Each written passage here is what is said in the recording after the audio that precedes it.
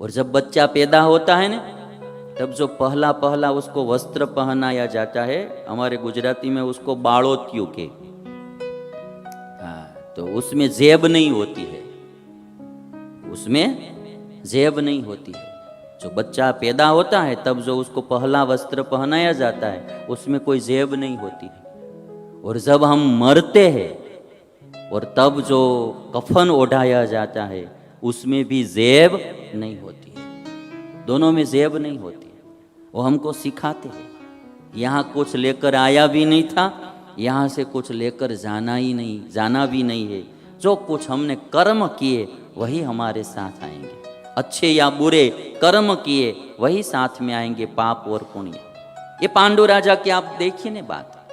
अब ये जो थे धृतराष्ट्र, वो अंध थे, गद्दी मिली नहीं तो वो गद्दी के लिए दुखी रहते थे।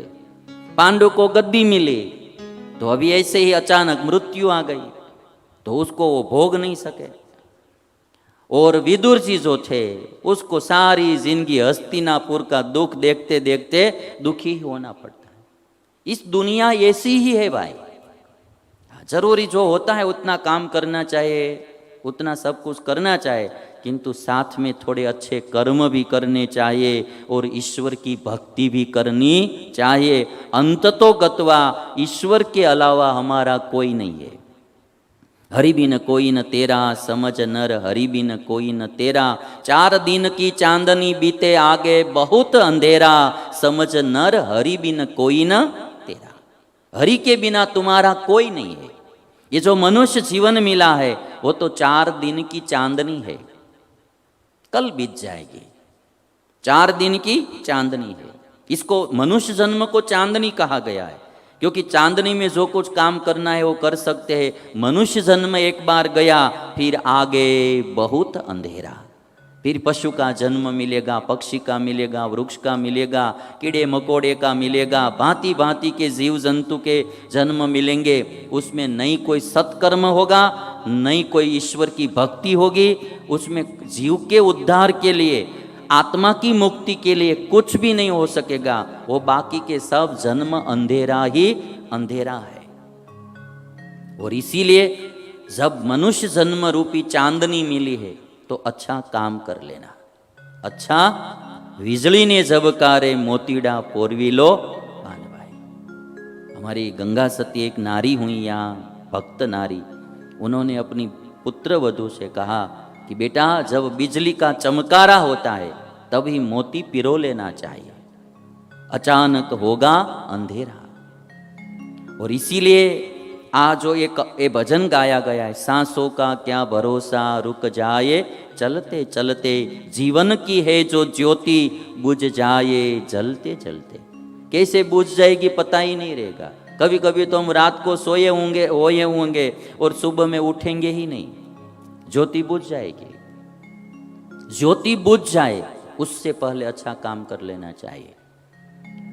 मैं कई बार बोलता हूं कि हम यहाँ सूरत रेलवे स्टेशन से ट्रेन में बैठते हैं, एक सीट रिजर्व हमने करवाई होती है और हम बम्बई जा रहे हैं, तो बम्बई तक वो सीट हमारी है। हम चाहे तो वो सीट पर भक्ति भी कर सकते हैं, वो सीट पर सत्शास्त्र का पठन भी कर सकते हैं। किसी को बैठने के लिए जगह नहीं है तो हम हमारी सीट पर उस आदमी को बैठने देंगे तो पुण्य का काम भी कर सकते हैं। या तो उस सीट पर हम सोते सोते जाएंगे तो सोने का भी काम होता है, खाते खाते जाएंगे तो खाने का भी काम होता है। जो कुछ करना है, किंतु बम्बई आएगा तो वो सीट हमारी नहीं रहेगी। वैसे ही स्मशान जो है वो हमारा आखिरी स्टेशन है।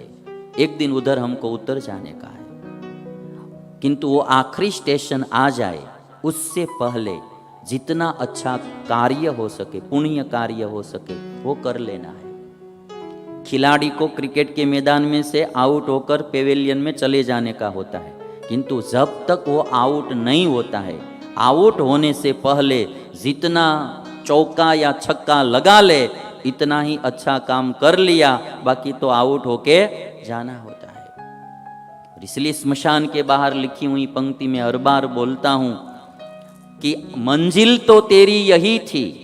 स्मशान के बाहर लिखा था दीवार पर लिखा था, मंजिल तो तेरी यही थी, बस गुजर गई जिंदगी यहां आते आते। मंजिल तो तेरी यही थी, बस गुजर गई जिंदगी यहां आते आते। क्या मिला तुझे इस दुनिया से, अपनों ने ही जला दिया जाते जाते, अपनों ने ही जला दिया जाते जाते। क्या भरोसा। कवि ने कहा, समझान तू इशारा, समझान तू इशारा, समझान खेल इसका। मृत्यु का इशारा तू समझा नहीं, मृत्यु का खेल तू समझा नहीं। समझान तू इशारा, समझान खेल इसका। क्यों तेरी बात बिगड़ी हर बार बनते बनते, तेरी बात हर बार बनते बनते क्यों बिगड़ी। किंतु आदमी को ये समझ में नहीं आता है। स्पर्धाओं में, कंपटीशन में इतना वो जलता रहता है, ईर्ष्या में, राग में, द्वेष में, काम में, क्रोध में, धन कमाने में, इकट्ठा करने में। एक मनुष्य ही है इकट्ठा करने में मरते दम तक शांति से जी नहीं सकता है। बाकी सब पशु पक्षी को देखो, वो दूसरे दिन की चिंता ही नहीं करते, वो दूसरे दिन की चिंता ही नहीं करते। आज का खाना हो गया, शांति से सो जाते।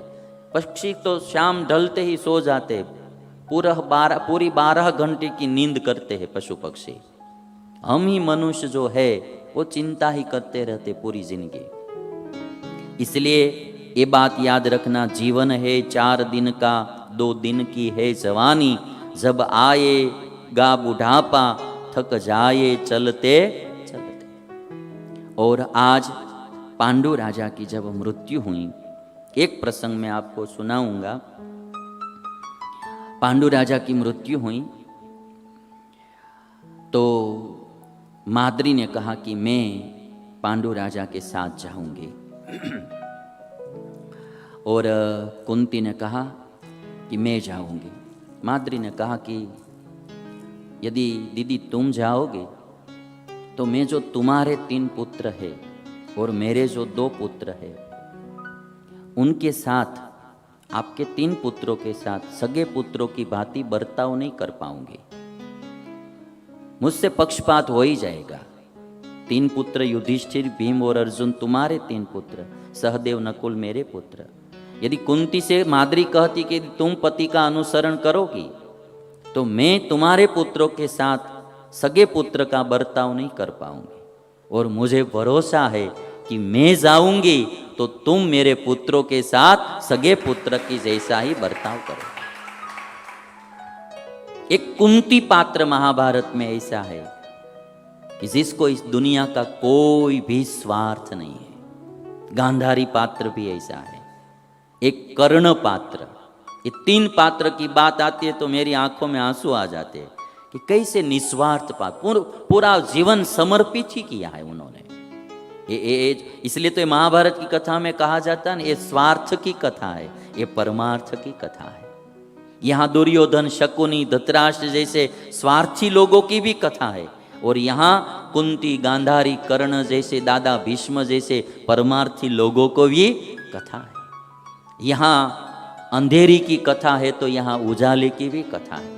यहाँ असत्य की कथा है तो सत्य की भी कथा है। यहाँ दोनों कथा मिक्सिंग की गई है महाभारत में। इसीलिए माद्री कहती कि मैं ही पति के पीछे अनुकरण करूंगी।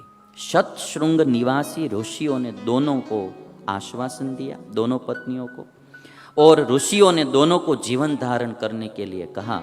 किंतु माद्री ने कहा कि नहीं, मैं पति का अनुसरण करूंगी। तो पति ने माद्री सती हो गई।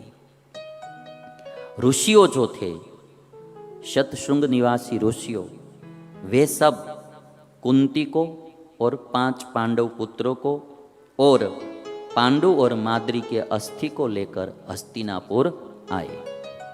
ऋषियों साथ में आए, क्योंकि सब बात बतानी है तो लोगों को विश्वास आ जाता है। ऋषियों साथ में आए। पांडु और माद्री के अस्थि का विधिवत संस्कार किया गया हस्तिनापुर में।